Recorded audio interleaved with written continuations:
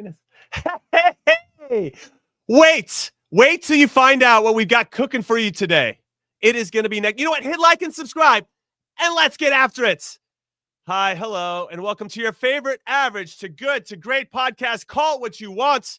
I'm Jimmy Conrad, alongside only Charlie Davies today. Big Tones, he's somewhere. He's going to a concert, I think, Chuck, and he can't be here today. We got to give him a hard time. He's picking a concert with his wife over us. Lots of questions there, lots to unpack. But we got a big show for everybody, okay? U.S. men's national team announced another game, playing against Costa Rica. We'll get into that. We're going to talk Gio Reyna starting the Champions League. We got Tyler Heaps, the youngest sporting director in the history of MLS from San Diego FC. He's going to be joining us. We're going to talk about a whole bunch of stuff, and it's going to be a lot of fun. So don't go anywhere, all things considered. However, this is the big news, Chuck. Did you hear this? I'm sure you heard it. Okay, so this is for everybody in the Call It What You Want family. We need your help because we have been nominated for Best Team Podcast in the 2025 Sports Podcast Awards. Hey, that's because of you guys too.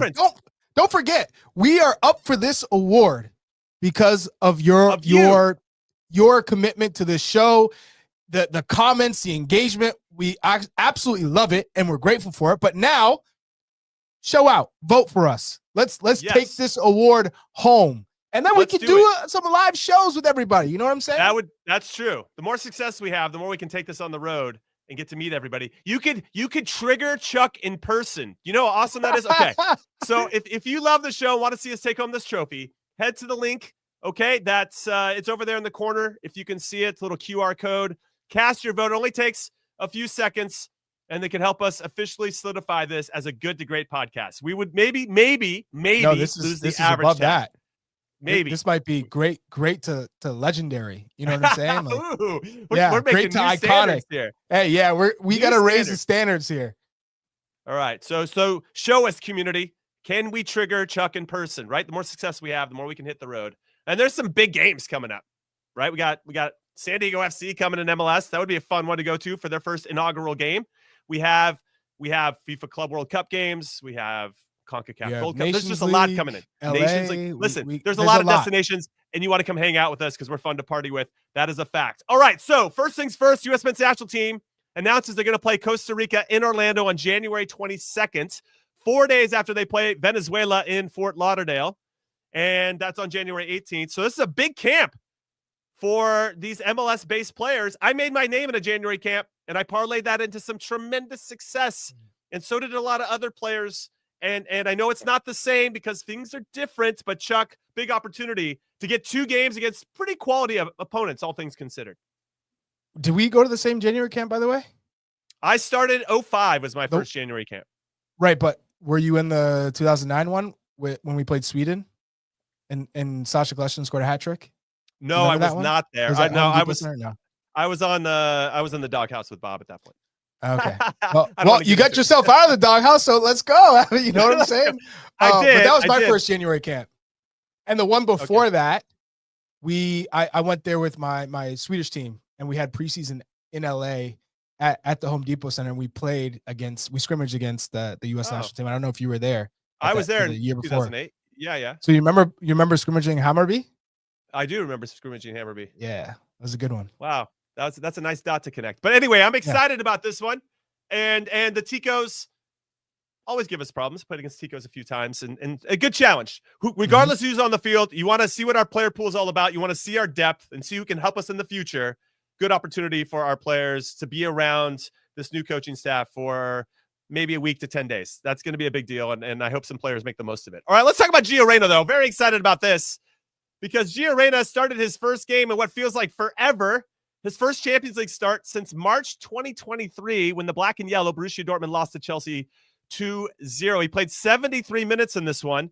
And Chuck, I think what I was most impressed about was his forward passes. He's so good at picking his head up off the half turn and making a forward pass that breaks the lines, and the weight of his passes, chef's kiss.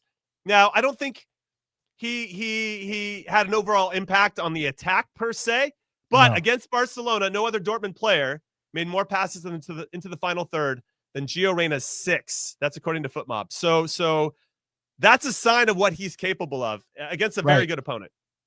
Yeah, and he played in that right wing or he played. He didn't play as a 10 in this. He's kind of out wide, coming inside. I do love the fact that he has an eye for a pass, right? He has great vision. I would have liked to see him be a little bit more involved, but of course they're playing Barcelona, who are kings of the press right now in the way that Hansi Flick has them. And they're playing really being high aggressive line. and playing high lines. That right at the start of the second half, he plays an incredible ball and behind that ends up being offside. But the idea, it was the right pass. It was just on his teammates to stay onside. There were 3 players who ultimately could have been in on goal had they had a little bit more patience and composure in that moment. But this is a big step for Gio Reyna. Just to be in this position to start trusted. Right, start against a Barcelona and play 73 minutes. That's a huge step forward. Unfortunately, Barcelona came back and won. That game was 3-2. There was one thing of note, and this is where his replacement. So he came off in the 73rd minute. Pascal Gross came on, and Pascal Gross did an excellent job of running in behind the Barcelona defense to get the ball. He taps it over to Guirassy, and Guirassy scores. Now, I don't know if I saw enough of that from Gio, right? That potential. I know he has it in him, so it's not necessarily a matter of whether he has it or not. I know he does, but maybe the asks were different between him and Pascal Gross, but just recognizing when that space is to get in behind, especially when you're playing against a high line, I thought his replacement did a pretty good job of that. His replacement also made the mistake that led to Barcelona's game-winning goal. So it all balances out, I suppose. So I guess the big question is, as the January transfer window approaches, Chuck, should he stick it out at Dortmund, or do you think it's time for him to potentially find a different spot? I don't know how many times I have to say this, Jimmy. It's been time for him to move to a different spot. And it's not about the injuries. I think, he's been very unfortunate with injuries. He's super talented. We know that. But in order to fulfill your potential and to build yourself up, you got to play. And I think you got to be in a good spot mentally, in a situation that, one, the coach trusts you and is encouraging you and giving you the opportunity to play. And then it's on Gio to stay healthy and have the right team around him to make sure that he's doing everything he needs to do in order to stay physically fit. So in saying that, where does he move to, right? It's a January transfer window. It's very difficult. We've already seen him make one January transfer for a loan to Nottingham Forest and it not work out. And that's the Premier League. And I think all of us, I think it was unanimous around everyone that this was not the right move to go to a team that's fighting relegation in the middle of the season and they don't play football, right? So right. That was a no-brainer, I think, but he was so desperate to get out of that situation at Dortmund and search for playing time. So now be calm, cool, and collected and think about what's best for his future. And he needs 1 year of just full-on playing, freedom, killing the outside noise, right? And just staying fit. This is an important year from here on out. The next year, from January to January, he's got to play. I wonder if some of he must be training well for them to trust him in a Champions League game against Barcelona. But I wonder if there's also an element of, let's put him in the shop window against a good opponent, and if he plays well, then maybe we can move him along. I just think that might be a possibility. 135 minutes in all comps this season, 6 games, 1 start. This is his first start. Yeah, go ahead. You'd be naive, Jimmy, to think that wouldn't be a possibility of saying, hey, you know what? We're going to get Duranville on the pitch. We're going to get Nemec on the pitch, Rain on the pitch, show that they can play, right? That they're fit. And this is a good opportunity. If they do well, great. We win the game and their value goes up, or just to show that they're healthy and see what options are out there for them. Yeah, it's interesting. So I kind of want to take it country by country, but we have a few of our former U.S. men's national team teammates out there. One goes by Landon, the other one goes by Alexi, that are saying he should come to MLS.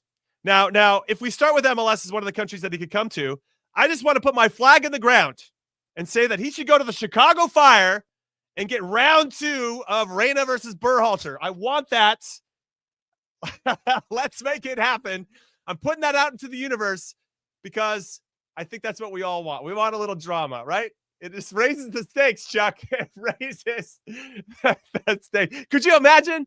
No, I couldn't imagine, but There is something there. No, I can't even believe you threw that out there. It's just no, absolutely not. No, jeez, you're asking for a hell on earth. No.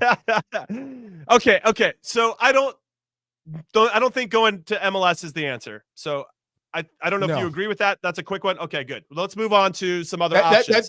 That's an easy one for me. Just because you're guaranteed to play in MLS, just because you're guaranteed to play in MLS, that doesn't mean that's the right move for you. And I think Alexi and Landon, with all due respect, because obviously they love MLS and they want to see our country have the best players, right? Right? Yeah. Gio, I don't think it's the best. But almost, I think almost to a detriment to what they obviously want our national team players to do, right? I think just because you're going to be playing all the time doesn't necessarily mean that's the right spot for you. And he'd probably end up in New York City if I had to guess, because he came from that academy. And it just wouldn't make sense. They also don't have a coach, right? So I think there's a lot of teams that have to figure out things first. But I think he has to just go to a lower league, take a step back to take two steps forward, right? We've talked about like a Portugal or potentially an Eredivisie team, a top one, of course. I'm going to rule England out. Right? He already did that with Forest. Didn't work out. Rule it out. We're ruling that out. We're ruling out Germany as well. I don't think they're going to loan him to another club in Germany. So I just kind of ruled those out. So my criteria for the other top leagues in Europe was that it had to be mid-table. Okay, it had to be potentially a team that was struggling to score because if you're trying to sell Gio to a coach or to an organization, there has to be like, what does he bring to the table? How can he help me immediately? And there has to be in creating goal scoring opportunities, and he can do that if he plays regularly. So with that in mind, also I threw in there that maybe having American owners could potentially help his. No, you don't need that. I'm throwing that in there because. Okay, but I also agree that I think an American owner or Americans that have done well at that particular club just could be they could look at that player in a different light than maybe a team that doesn't have that American influence. So I'm just throwing that in there. Listen, in Spain, that means I got Mallorca, mid-table, American owners, and potentially he could help. I know he could help that team. Sevilla is a big club. They're struggling to score. That would be sick. My vote would be Sevilla. In Italy, I got Roma. How about Girona? Because they play football and they're struggling and they're in Champions League. I've been to a game. I just went to a game last month. Girona do play football. So that would be fantastic. So could he fit into Girona in your mind? He could fit in, and I think he would sparkle with them because they keep the ball, and he could find those pockets, and he'd have a lot of people to combine with. I just don't know if they need him. That would be the only thing. Okay, they already have a lot of good guys. So Sevilla would be interesting, though. Again, though, very similar to Forest. If he goes to a team where they're just struggling overall, sometimes you start to play a different style of football, as it were, because you just have to survive at that point. Okay, in Italy, I got Roma, American owners. But if you're looking at it, you got Empoli and Genoa, mid-table clubs struggling to score. Again, I don't know if they really fit. Do they really sit and put the ball down and play? Struggling to score is one thing, Jimmy, but having an essential midfielder, the need for an essential midfielder who's good on the ball, who has an eye for that pass, that's something different, because you could say, okay, team's struggling to score, but they have the midfielders, right? So they're just missing a striker. He needs to go to a place where, they need somebody creative underneath, maybe a goal scorer. I think of Roma, and not just Roma because they have like a Dovbyk and Dybala who's in and out of the team because of his health, but I like the way Claudio Ranieri runs a team, and he's a people person, right? I think that'd be a good manager for Gio, and I think they play good football at times. So him playing with Pellegrini and Dybala, that might have something to it. You know what I mean? Sure. Okay, last one in France. You got Toulouse, right? They signed Mark McKenzie. Clearly trust American players. Okay, they could score some more goals. They could use a player that could be more of a string puller, let's say. And then you got Lens, who have a good young manager in Will Still that can maybe squeeze, like he got Balogun. Will Still got Balogun to score 20 plus goals in Liga, right? So could he squeeze that little extra potential out of Gio? That would be really fascinating to me to see if he could go to a club like that. I would be excited to see him go to this. Obviously, I still want him to fight for his chance, right? He's got to do that at Dortmund regardless. I don't want him to walk into a team and we're rolling out the red carpet. You still want him to fight for whatever he's going to get. But I wonder if these types of clubs would be like a one step back for two steps forward. That obviously are outside of the Eredivisie in Portugal. Yeah, go ahead. I see a lot of in the comments, right? And I'm trying to be realistic about these options, spicy pineapple. You know, hey, I appreciate y'all because you guys, Kelly, you guys always come with the great comments. I see a lot of disdain and resentment towards France. I just want to remind people, when you look at the Champions League table, Lille and Brest are both in the top 8, right? So the Liga has a lot of quality. And we're not even talking about the Lyons of the world and Marseilles and PSG, who's in the bottom, way outside of the top 8, out of the top 16 at the moment, who are in Champions League. And the French league has a ton of quality, and it's a great place to develop. But you got to be in the right spot, 100%. You have to have a manager that's going to trust you and play you and give you the opportunity. So unless that happens, forget France. You have to have the manager say, I have a plan for you. I'm going to give you the opportunity. And I'll also add, for January, it makes the options that much more difficult because there's no settling in time. Yeah. It's right off the bat, you got to go and deliver. Yeah, with that in mind, I guess I'm of the mindset that maybe he should stay at Dortmund, fight it out, try to get as many minutes as he can this season, and then make a move in the summer where he would be able to kind of start fresh and clean with everybody else on the team, right? And potentially with a new coach or a new system that might be in place at said club. Whereas when you come in mid-season in the January transfer window, I just feel like the circumstances become a lot more difficult. And it's sometimes, if you do go to one of these clubs that needs help, and you come in and try to be the savior and you're not, it just adds a lot more pressure. I don't know. There's a lot to unpack there, but we wanted to have this conversation for sure. Yeah, Jimmy, it's also like the conundrum, right? Do you go to MLS, which I did to build myself back up, and I got the opportunity to go back to France and play. And that was probably one of those miracles to be able to get back to that level. And I was never the same player, but I was able to at least achieve that. But that year I spent at DC United, that did a lot for me. Obviously, I had to relearn my body. I think for Gio Reyna, it's probably there are some similarities of, okay, how do I keep pushing myself, but also strengthening and maintaining and recovering and trying to figure out what is that right balance. I mean, Tyler Adams goes through that right now, right? But playing time is essential, and being in a comfortable spot like MLS makes a lot of sense. But can you find that same type of environment in Europe? And I think that's what's important, because you want him to still be pushed and have the elements of quality around you and depth. And also, if you don't perform, you don't play. You need to have that pushing you every week. But ultimately, I just think he needs to find the right manager who understands his quality and will give him the opportunity to play. That's a lot. There's a lot there. This conversation is going to continue, of course, because we're all curious to see if Gio continues to be trusted by Nuri Sahin or what happens with his future at Borussia Dortmund. Oof, where do you see, Jimmy, this is a question for you. Where do you see Gio Reyna actually playing with the U.S. men's national team, given what we've seen now from Pochettino and in the setup? Like what? Because if he plays what Musah plays, that doesn't fit his ability, and that kind of opens him back up to like having to make these crazy runs, and that's not for him. So he's central, right? Yeah, no, yeah, he's definitely central. There's no question. That's my quick answer. He's one of our 10s for sure. And then we have to figure out how everybody else fits around that. He's going to get a chance under Pochettino, especially if he stays healthy. So be curious to see about that. The future of Gio Reyna, always scintillating to get into. All right, we're going to take our first break and call it what you want. When we come back, we're going to have the youngest sporting director in MLS history joining us, Tyler Heaps from San Diego FC. Don't go anywhere. If you love football, this is the best time of the year. This is as big as it gets. The stuff of absolute dreams. Okay, let's welcome him into the show. 33-year-old superstar sporting director from San Diego FC, Tyler Heaps. By the way, not only setting records on that side of the game, also getting married to number 10 from the U.S. Women's National Team, Lindsey Horan. He's like Travis Kelce and Taylor Swift, right? That's all popping off. Tyler Heaps, thank you for joining us and Call What You Want. Great to see you. How are you doing? Does that make me Taylor Swift then? Because I don't know, actually. I really thought that through. They're both rock stars at the moment. Exactly.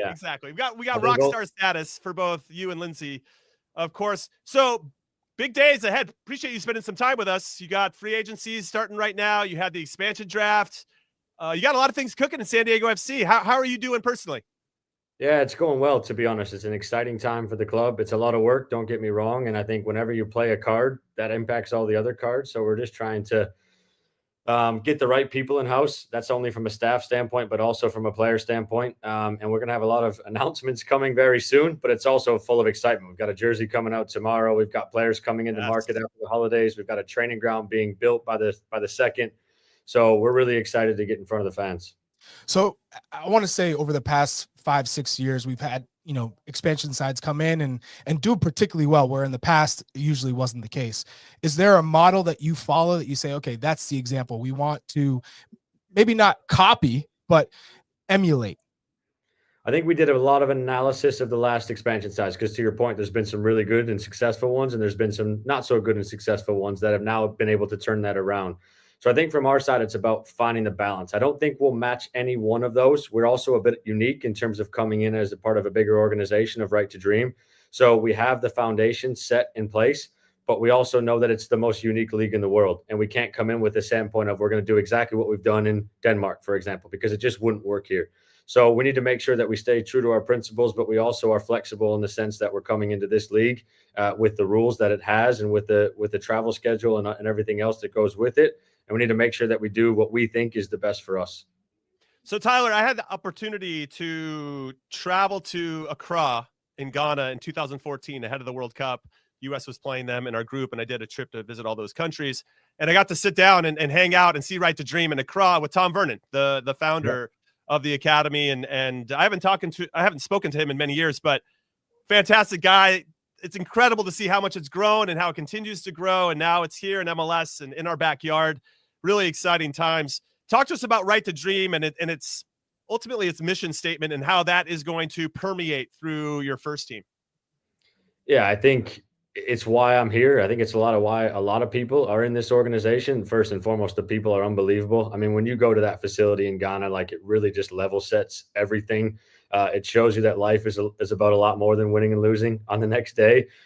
Just because you see what those dreams of those players there.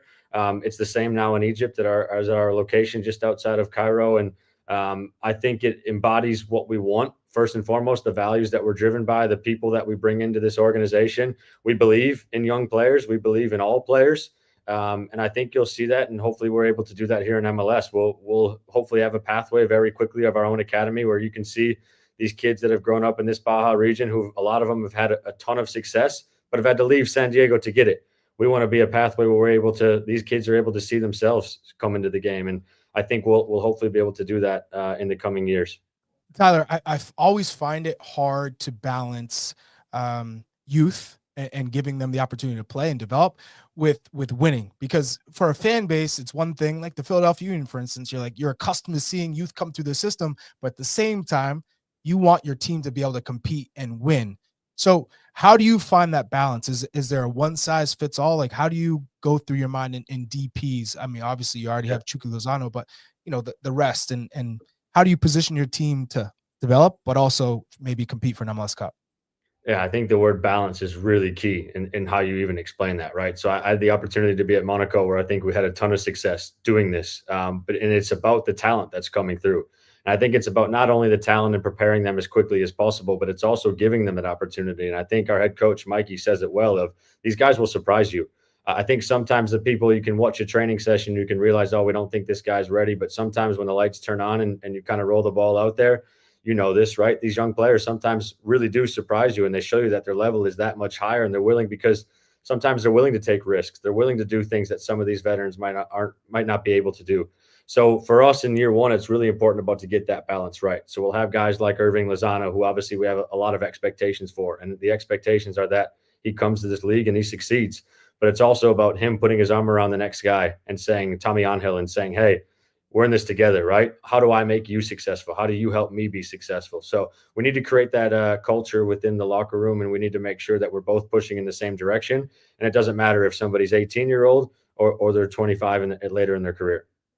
So, Tyler, I'm going to be honest. If Big Tones, but Tony Miola was on here with us, I would joke that you are young enough to be his son, which I think is true ultimately, just to bust his balls about being old. Don't age him out like that. Okay, yeah, sorry, he's not even here to defend himself. But do you feel more pressure making history as the youngest sporting director, or are you just like, whatever, age is a number, I know what I am and what I do, and you know, the proof's going to be in how I put together this team?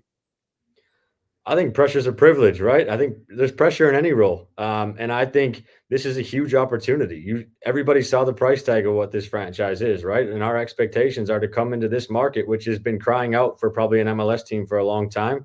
And it's to be successful. It's to be successful right away. But we say it here a lot. We want to win. That's our goal. We're in sport, right? We have to fill a stadium that's 32,000 people plus. We're coming into a market that's competing with the Padres, obviously, and their diehard fans here in terms of sports.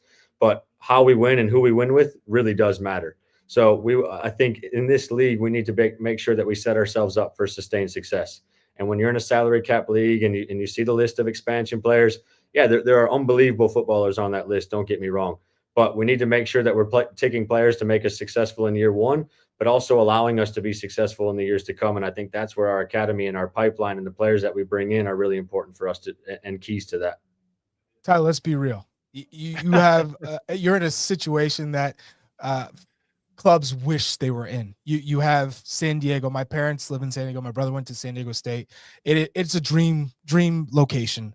So in terms of attracting talent, that'll be easy for you. But I think it'd be important to give perspective for fans, because obviously when you see the price tag of what it took San Diego to come into the league, I think the expectations are you can go get a Cristiano Ronaldo if you wanted. You can go and get a Lamine Yamal if you wanted, right? Is that a possibility? Would the club be willing to spend a large amount to attract maybe a big time star? Or is this we're gonna play it safe. We're gonna keep a small budget. You know, not that you're gonna be the Philadelphia Union, but they don't splash the cash per se. I'll tell you what, it's a really attractive market until they go on Google and they figure out what the tax rate is. Then it becomes that's a fact. It becomes a little bit more challenging sometimes when you Google San Diego and the first one is most expensive place to live in the United States. But it also comes with massive amounts of perks. And look, I would love to be able to show all these players us playing like very attractive football. And I think I can't wait to get to that point because we believe in what we're doing here. And I think that stuff will start to attract more and more players, as you say. And I think, again, it goes back to the word balance. We will for sure be a destination club for players. We've had a number of players reach out to us that probably I never imagined being this age, talking to these players on the phone, trying to figure out if they actually want to come and play here in San Diego. But I also think that we need to, again, set ourselves up for success and make sure at the end of the day, our owners are businessmen. And so our job is to be as successful as possible with also not obviously splashing everything and making sure that we're going out and buying everybody, because that also won't be us. I got to ask you, Tyler, because I think this is an important question too. So when you get on the phone, let's say you get on the phone with Kevin De Bruyne, okay? He's saying, hey, I'm going to leave Manchester City. It's a debacle right now. I'd love to come in January, but I can wait till the summer.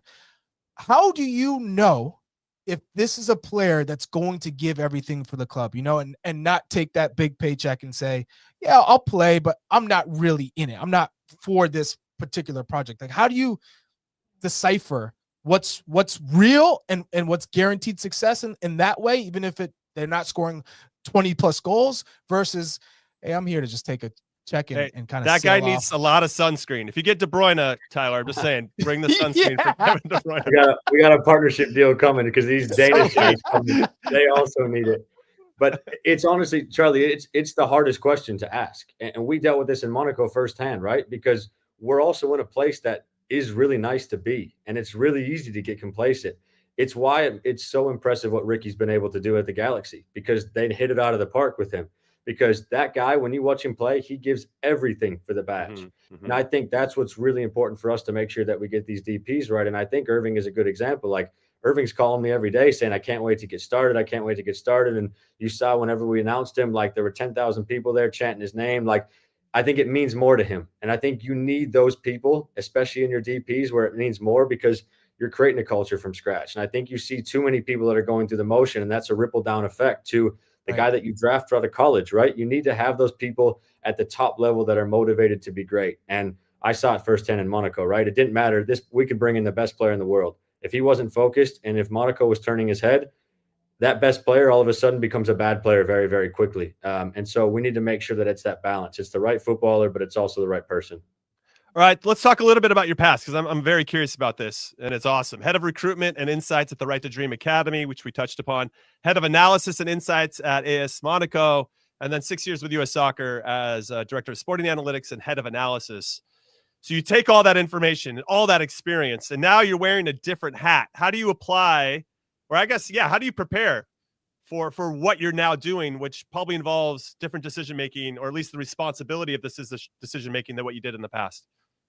Yeah, I think I've always approached everything from a very analytical side of it. And it's the way I approach investing. It's the way I approach everything, right? So I try to Moneyball in a way. Is it kind of like Moneyball? Yeah, you could say so, but it's more like reducing risk, right? In a recruitment landscape, if you're going to sign a player, you want to reduce as much risk as possible. So you talk about their character, right? So you need to do your due diligence on that. You talk about the style of play you want to play. Can that player fit in the style of play? You talk about what the succession plan is. If you're going to get an Irving Lozano, who's that player behind him? That's why maybe Alex Mighton makes a lot of sense for us because he's a player that had high potential. The A's had 2 probably poor loan stints, but now can we help him so that when Irving is ready to obviously move on or whenever he's done his task here, so we have that next guy ready to go. So it's always about trying to think of that strategic lens of it. And I think that's what the sporting director role is, right? It's about not worrying about the next win. While that's important, that should be the coaching staff preparing that. It's about how do I prepare this club for success well beyond even when I'm here?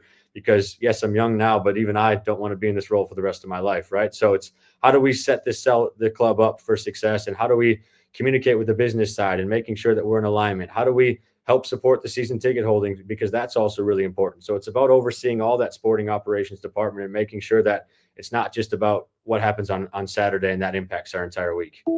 Along this career path that you've had, which has obviously been exceptional, what's been the biggest lesson you've learned? Ooh, and what's been maybe the lowest point throughout that process? I'll tell you what, the lowest point was going into Soccer House the week after we missed the World Cup in 2018. That was probably the lowest point. I mean, I couldn't going into that house, and I'm guessing, Charlie, you've been to Soccer House in Chicago on the South Side. Yeah. Like going into that house on any day isn't sunshine and butterflies, but going into that house after that moment, that was like, poof. And again, I wasn't probably as directly involved with the men's national team at that point, but I was in conversation with the coaching staff quite often. But having to feel a part of that and the disappointment of it was a hard probably moment. And I'm glad then that obviously to see the rebound, and I didn't stay because when COVID hit, obviously I found another opportunity in terms of and went over to Europe. So I do think then probably the biggest learning curve. I'm trying to think if there was one moment, but more it's just been about the great people that I've had the opportunity to work with. Like I had an opportunity at Monaco to work with now the sporting director of Newcastle and the sporting director of Chelsea, like just trying to take on as much information as possible. I think why we love this sport is there's no blueprint of how to do it. The way Red Bull do it is completely different to how City Football Group do it. The way Brighton do it is completely different to the way LA Galaxy do it, right? So for us, it's about find something that you truly believe in and go execute on it. And I think that's the glory about this sport is that there are so many ways to do it. And I've had a lot of lessons along the way of things probably I wouldn't do and maybe things that I would do and maybe non-negotiables and also things that I'm really open-minded still because this sport is changing consistently and this league is also changing. So we need to stay on the forefront of that. Tyler, we appreciate your time so much. We got one last question for you. And we want you to just be a fan on this one. Flo Balogun, Monaco, just got announced that he hurt his shoulder, is going to have to get surgery. Are you still a fan of Monaco? I assume you are. You're still paying attention. Like, what do you think that means? Not only for Monaco, for our national team. It's crazy. Massive. I told myself when I left that I would never watch them again, just because I don't know if you guys have been to Monaco. Unbelievable place, but that stadium like sucks the passion out of football, which is crazy because they don't get big fans. But like I was there when Aurelien Tchouameni was there. And I saw Aurelian whenever he could barely pass the ball back 10 yards without giving it away. And then I saw him hitting Rambotos across the field in Champions League games. And you're like, how is not this place full every single weekend? Like the level of talent and everything going through that is unbelievable. Flo was our last signing before I left. I actually got on the phone with Greg and had Greg try to help convince Flo to join us because obviously it was between a few others. And I think, look, he's come in and he brings a different dynamic. They got a lot of really, really good profiles. I've been watching their Champions League games. I know they just had a difficult result against Arsenal, but it'll be interesting to see what happens. Look, I know he's went through a little bit of up and downs when he's had his time at Monaco. You guys mentioned it before I joined, but he had a tremendous amount of success at Stade de Reims, and I think that success will only continue. And I agree wholeheartedly with you, Charlie. I think Ligue 1 gets a lot of knock, but it's an unbelievable league. There are so many good footballers. You look at, like you're talking about Gio Reyna, right? I think he fits right in at a club like Lille. Angel Gomez leaves Man United, goes to Lille. He's back in the national team for England. Like, people knock on it, but the profiles in that league, they're unbelievable. The young players that they've got, the athleticism of that league, I think it translates into the Premier League, and it's why a lot of these English clubs are going after that talent now. So absolutely. I hope he can get his feet back on track. I've been talking to the medical guy quite a bit too about Flo, so I've been trying to ask him what the deal is, but it's disappointing for the national team, but I have no doubt that he'll recover well. Tyler needs to be on our show. You're like an honorary co-host. Call what you want anytime. Hey, that was great breakdown. Hey, we had this big discussion on Gio. Would that be of interest with San Diego? I'd take him in a heartbeat. If we can keep him fit, that guy is different level. He's just different to every other American player, right? And that's probably why I was such a big fan of Clint. And like, these guys are so motivated. Like, that guy is through and through. And Mikey knows him well, obviously, from the national team. And he had reached out to Mikey just a few weeks ago, and he said, "Oh, can you give me a call?" And I'm like, "Is there a chance?" But he was asking about he was telling me about a totally different player. So probably not for us at this stage. Oh man, you never know though, right? You never Football know. Does some crazy things. Well, Tyler, thank you so much for your time. Good luck this season. Obviously, can't wait to see the new jersey and everything else you guys have coming down the pipeline. And it should be a lot of fun to see San Diego FC hit the field next year in MLS. Tyler Heaps, everybody. Appreciate you. Thanks for having me, guys. Appreciate you. All right, everybody, we're going to take our next break. Call what you want. When we come back, we're going to talk more of the good stuff because that's what we do on your favorite show. Later.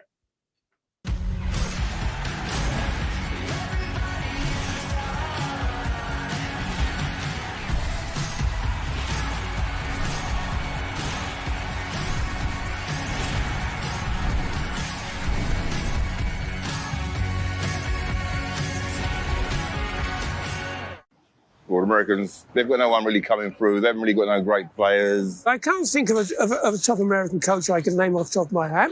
I can't think of a top player. I can't think of anything that come out of America apart from the money. No one's opinion is wrong unless you're a USA fan. If I was to ask anyone in this bar already what the starting 11 was for USA, no one would know. They've been a bit better than I thought, but they're still shit. They're not very good.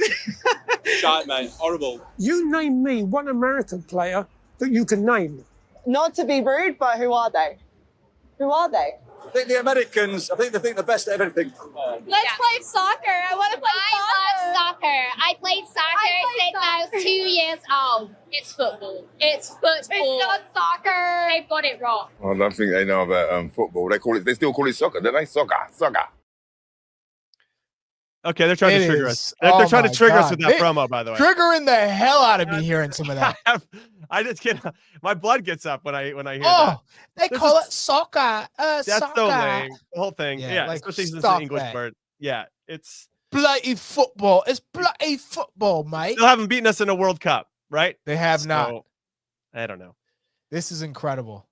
But Pulisic, the documentary, the series, it's dropped on Paramount Plus. Go watch it. Go consume it. They talk about this. Weston McKennie, Christian, Clint Dempsey, all on record saying that there's some bias against American players. When I went over and played in Poland for Lech Poznan and Lone, listen, not only did I get bias from the opposing teams and fans, but also my own teammates didn't want to give me any respect either. And I think what that isn't taken into consideration because all of a sudden, if you're going to come into the starting 11, you're taking the spot of one of their friends. And so it takes a long time to break into that, your own team's culture, right? So there's a lot to unpack, and I definitely felt the bias. There's no question that it exists. And All you can right, still feel it. I got triggered a little bit. I ain't gonna lie. Dalton, I give you a round of applause because you triggered me with this one. Charlie hyping up Liga, but craps on Jonathan David. Well played, Dalton. Well played. We have to take into consideration when I'm talking about Jonathan David, I'm saying, is he world class or not? He's not world class. That's what I'm saying. And when we're talking about best player in Canada, he's not anywhere close to Alphonso Davies and his influence and what Alphonso Davies has done and will do. I mean, this is Alphonso Davies scored in a Champions League semifinal in Madrid through open play, not a penalty kick. So when Jonathan David, I understand he's a quality player. He's terrific in front of goal, and I don't think he's used properly with Canada, might I add. But Jonathan David is quality. He is absolutely quality. So don't get it twisted. Jonathan David, what he's been able to do it in Liga for Lille is sensational. But when we're talking about ready for the next step, can he play for Liverpool? Can he play for Real Madrid or Barcelona? No. The answer is no. In my mind, he's not at that level. Guess what? We have a surprise special guest joining us today. Jonathan David is on the show.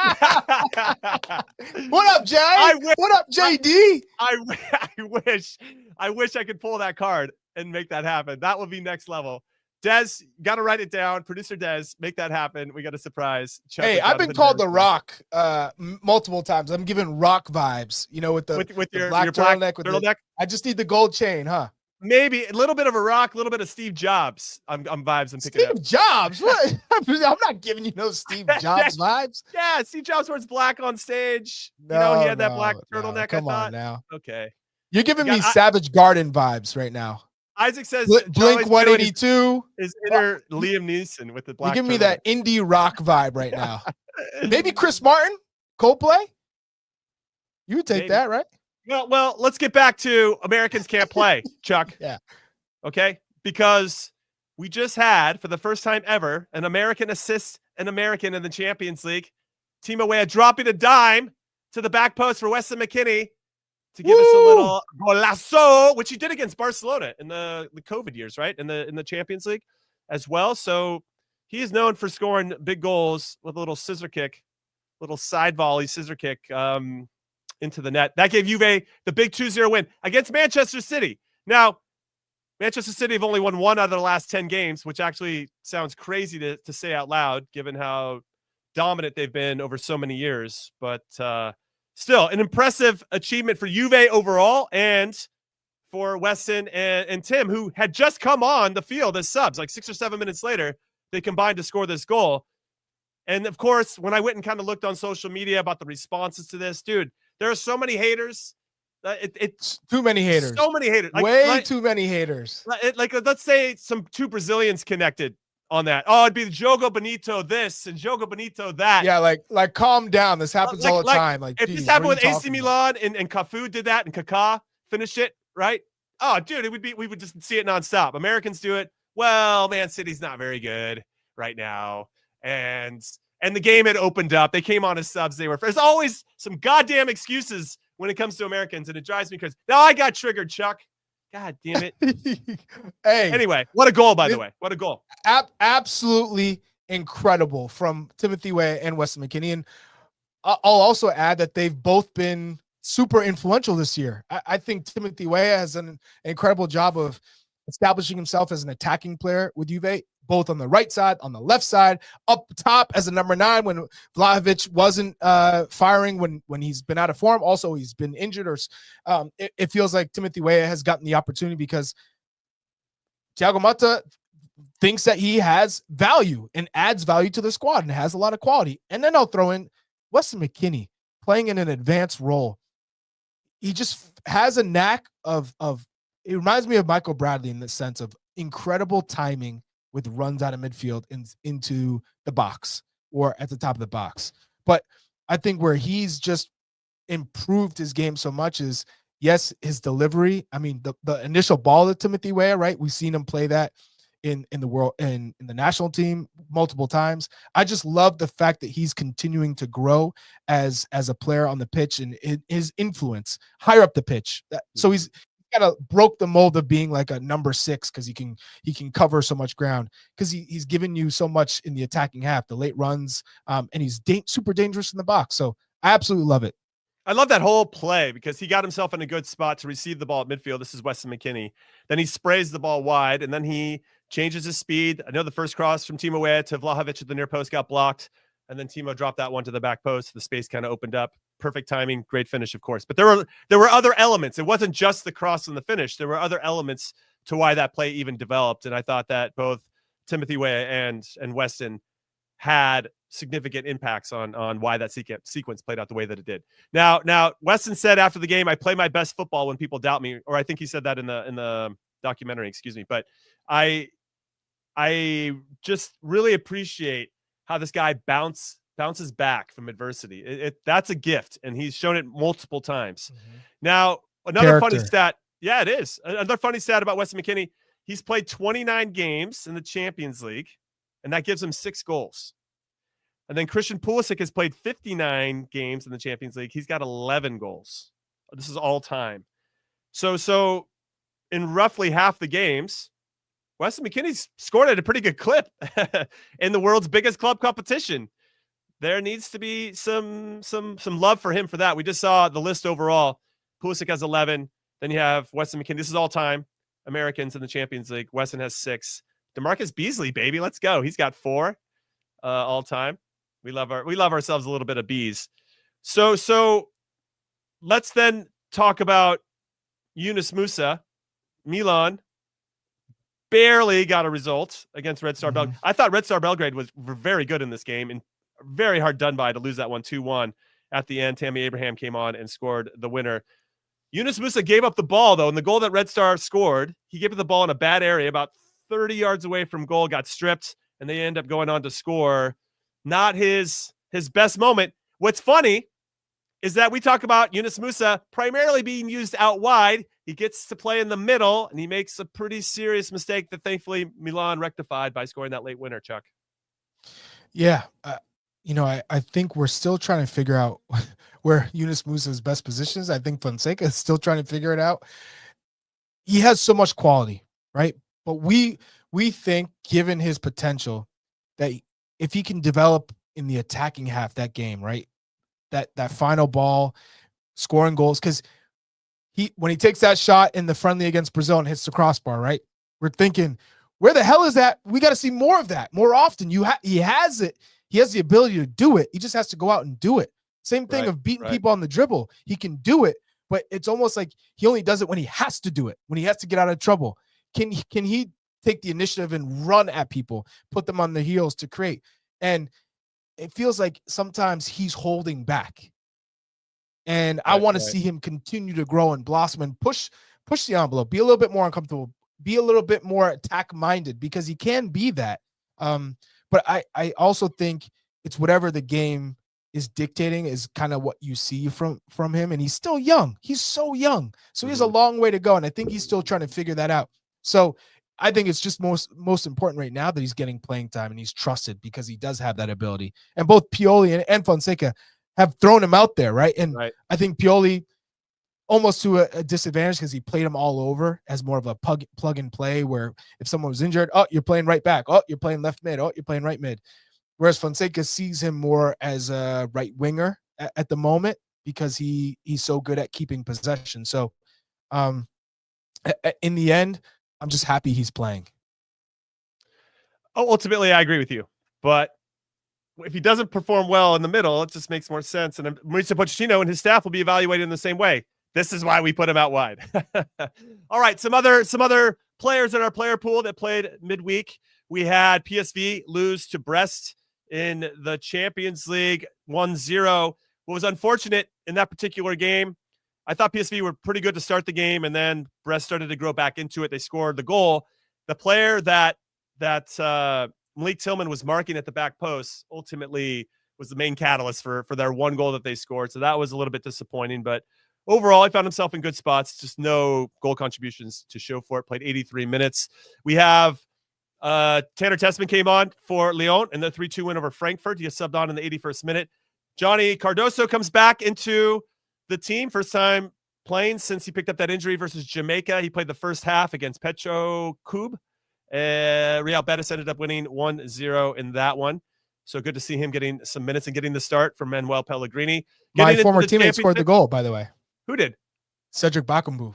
Did he really? Former teammate? Yeah. Yeah, we played together at FC Sochaux. Wow. In France. Fun fact. Yeah. I like that. Fun Nice fact. flex of the day, Chuck. Then we had Brendan Aronson scored for Leeds in their 3-1 win over Middlesbrough. And that is his fifth goal of the season, And Leeds go top of the championship. Leeds look very good. And I think part of it is that they seem to have a settled starting 11. That goes a long way. And have that, those 3 or 4 subs that you trust game in and game out. And everybody seems to know their role under Daniel Farkas. So fingers crossed that they finish top 2 and get promotion, because if you get into that playoff, that gets a lot trickier to win a few games to get promoted. They ended up losing that last year. We'll see if they can pull it off. There was some other. Do we have anything else? I'm dying at Oh, these yeah. comments. Yeah, you guys are killing me with Cameron Carter-Vickers, Austin these Trusty comments. started 90 minutes for Celtics. CCV player named man of the match, and so good to see him healthy and ready to go. But it seems to be I'm trying to What? vibe with you, Jimmy. I love Cameron Carter-Vickers and Trusty, but Okay. how can we What? continue this conversation when the chat is absolutely going off? What's happening? Tell me. We're talking Catch me about up. the quality that breasts have. Is this going to lead into some innuendos? You read the Is chat. it That's all I'm nonstop gonna innuendos? tell you. Yeah. What's Oh, the average gosh. age of our chat, or how's Oh, gosh. yeah. These hey, I salute everybody in the chat. You guys are killing me. I don't even know if I can focus with all this breast chat. Oh Lord. Good Lord. Yeah, go ahead. Yeah. Keep talking No, about I Cameron can't. Carter-Vickers. My head is being turned by these breast jokes. Yeah. That's ultimately what's happening. Oh, All right, Lord. so let's do a little quick weekend preview. There's 2 that we want to highlight. One is the Liga MX Apertura final. We got Brandon Vasquez versus Alex Zendejas, America versus Monterrey. That is happening tonight, leg 1. And then leg 2 will be on Sunday at 8 p.m. Eastern. That should be fun to watch, regardless if you're there to watch Vasquez and Zendejas. Just in general, it's always nice to watch a big final, no matter what league it is. But this is a 2-legged affair, so it'll be interesting to see how it goes. Old Firm is happening. Old Firm derby, Scottish League Cup final, Celtic versus Rangers. That'll be Sunday, 10:30 a.m. Eastern on Paramount Plus. Yes, circle your calendars. Always a good game, the Old Firm, Celtic versus Rangers. It's still on my bucket list, Chuck. I don't know if there's a game or a derby out there that you want to put on your bucket list, but the Old Firm is one for me. And I don't even care if I see it at Ibrox or if I see it at Celtic Park. I just want to go to an Old Firm. I'm hopeful I can make it happen. I've been to a Super Classico. I've seen Boca River at El Monumental. No. I saw it at La Bombonera, and I want to see one at El Monumental. But still, Old Was Firm it as wild as you thought? It was awesome. Was it better than you thought? Was it about the changed same? my life in a positive way, Chuck. Yes, Okay. It was fantastic. I highly suggest everybody go and make some time to see Boca River. I would have said U.S. Mexico in Azteca. I've been to that, but it's changed quite a bit since they've renovated the stadium, and it just feels like Mexico's not as good. So that rivalry is just on the pitch is there, but I just feel like the atmosphere isn't what it used to be, where you walked in and it felt like you were in the Coliseum back in Rome. Right. I'd probably love to see. I'd love to take my kids to a few. I think of Arsenal, Tottenham, Man U, Liverpool. I think of Celtic, Rangers, 100% without a doubt. But also, low-key, my derby in Stockholm, which would be AIK, Aiko, and Hammarby, or Hammarby U Gordon. So those were incredible rivalries. The fans were nuts, and it made such an incredible atmosphere. You'll be jealous. I saw Man United Liverpool at Old Trafford. It was Eric Ten Hag's first win when he was in charge. Wow. Yeah, it was a good one. And was cathartic. It legit? It was legit. It was a good game. Jadon Sancho scored in that game. That's when everything was rosy. Everybody was so happy, and everybody smiles, and everything was positive around Ten Hag and Jadon Sancho. Wow, that took a 180. Pretty well. It should have been faster than it did, but they prolonged it. What about Inter AC? I've seen it at the San Siro, Inter AC Milan. That's when Balotelli was still playing. So I got to see that one. I would like to see the Classicer. So either like PSV Ajax or Bayern Munich, Borussia Dortmund. I haven't seen those. I was going to say Dortmund. Is it Dortmund Schalke though? Dortmund Schalke. Yeah, that's a big one for sure. But yeah, there's a whole bunch. I would love to see. PSG Marseille would be late classique. That would be sick, especially to see it. Hamburg St. Pauli. Hamburg St. Pauli would be good. God, there's so many derbies I need to go to. Yeah. But I will say, for all the games that I've seen and all the big derbies that I've seen throughout my career and played in, I honestly, one of the ones I enjoy the most is El Tráfico. Galaxy LAFC, because it always delivers, Chuck. There's just goals on goals on goals, and there's always some bullshit that happens, and it pumps me up. So that's probably my favorite MLS derby. I know Portland, Seattle could probably, and I know the Red Wedding or whatever. No, I don't even talk about Red Bulls New York City FC. Okay, I won't talk about it. Okay, yeah, that's fine. I'm easy to push past that. But okay. El Tráfico has been fantastic, and I've seen a few of them. Getting to see Zlatan play in it's been cool, and seeing him score a few goals, like awesome. Anyway, that was it. We kind of went off on a tangent here. Let us know. Hit us up at Golazo America on any of the social media handles. Let us know right now in the chat. What derby do you want to see? Domestic, local, any level. And then also abroad. What do you want to see? Maybe we'll poke into some of those in a future episode. Chuck, any big plans this weekend outside of watching a ton of games, including the Old Firm and Club America Monterrey? As always, watching a ton of games, coaching. I got an indoor game. I also want to give a shout out to Tyler Heaps. He was very impressive. Very impressive. That's why you hire somebody at 33. The guy, very eloquent and very clear in how he wants his obviously team to play. So data driven, right? In making decisions and analysis. I always, it's for me, it's always trying to find the balance, right, of data, but like the eye test and seeing how players move and articulate and interact. I think that some of those things that numbers just can't give you, right? Because numbers can paint a picture, but we all know that there's so much more to watching games than statistics. So I'm so curious to see, and he's been in good situations. So I think he's got a good head on his shoulders. You asked him the question, and I wanted to follow up and kind of just lean into it a little bit more. But since you'd already asked it, I wanted to be thoughtful because there's a whole bunch of questions to ask him. But what I wanted to ask, like you have an idea, and I asked this one time of one of our former teammates who ended up being a coach. I'll leave his name out of it right now. Why? And okay, fine. Jay Heaps. It's another Heaps. Okay. So I asked him, I had him on a podcast a long time ago before he started his journey as the coach of the New England Revolution. He'd gotten the job, but he hadn't started the season yet. So very similar to Tyler Heaps and what San Diego FC and Mikey Varas are walking into. And I said to him, at what point, because we had already discussed how he wanted to play. And anytime you talk to a coach when he first comes in, we all want to play on the front foot. We want to play attacking football. We want to put, everybody in the seats. All the fans want to make excited about our style of play. You and I both know that is not easy. And at what point do you give up on your dream of how the game should be played to start being more pragmatic about how to get keep results? Your job? Right. And to keep your job, right. You said it. He didn't answer it directly. He did and didn't, right? So he's killing it in the job. He already knows how to like. But are you talking about in the reference to like Philadelphia Union, like who you modeling yourself after? Yeah, like, exactly. Who's the example and playing young kids, right? What if that doesn't work? Is essentially what you were trying to get to. You want young kids, you want to bring them through the pipeline, but at what point you're just like, we have to win games, right? And so. I remember talking to Jay Heaps about this, and I asked him, if you're how many games does it take you? Do you 9, 10, 20 games in before you're like, F it, I'm going to go. We just have to start playing a little bit more direct. We're not going to be able to play the way that as aesthetically pleasing as 2010, 2011 Barcelona or whatever. Like that's always the dream, but that is, you got to start that type of philosophy in an academy, right? When the kids are like 6, but go ahead, keep going.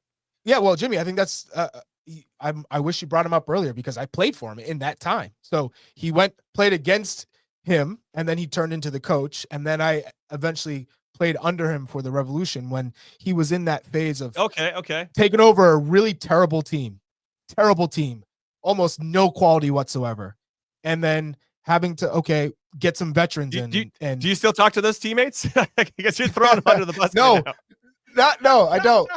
Because then the team ended up, when I got to the team, right, he started picking players who had good quality, but also were good locker room guys and experienced guys. So I take a Lee Wynn, a Teal Bunbury. He had Chris Tierney there already, who was a New England guy, and he felt, okay, I can bring him up, right? And then Scotty Caldwell, Academy guy. They drafted Andrew Farrell. So he started, Jose Goncalves was Defender of the Year, right? MLS Defender of the Year. Right. And they got Juan Agudelo. So it just felt like he started to get experienced quality players. And then we started playing the way that he always wanted to play, which ended up us getting to an MLS Cup final. But I always, I wanted to ask, but I didn't obviously want to push it. When you have this philosophy, when you're bringing young players who are maybe from Ghana or from different parts of the world, and they're trying to adjust, as well as trying to figure out, how do I become the best of my potential, right? Fulfill my potential. And you have a coach like Mikey Virus who doesn't have the professional experience. What's that leash? What's the expectations? Because if they finish bottom of the Western Conference, it's an expansion team. We're playing young guys. What's the metric for success? So but I'm with you. We know he's a sharp guy, and I'm sure there's expectations. And he couldn't give you a straight answer on that anyway, because he doesn't know yet until he lives it, right? Anyway, the show just went off the rails here in the last segment, because that's part of our charm. That's what we do. Okay. So sometimes you trigger us, sometimes we trigger you. That's part of how this goes with our community. Make sure you go vote for us. We want to be the best sportscast in 2025. So go make that happen. The QR code is there on the top left corner, right corner. It's just in one of the top corners. So go make that happen. Thank you for hanging out with us. Have a great weekend. Thank you again to Tyler Heaps. Good luck to San Diego. It looks like you're wearing a toupee, Jimmy. I gotta admit, it looks like you're wearing a toupee. I think people have called it out as well. They're like, take off that toupee. You know what? I'm holding on to what I got, Chuck. And, everybody at home should do that too. I'm just letting it grow out to cover my 2-car garage. Listen, I've given you too much information. Have a great weekend, everybody. Later.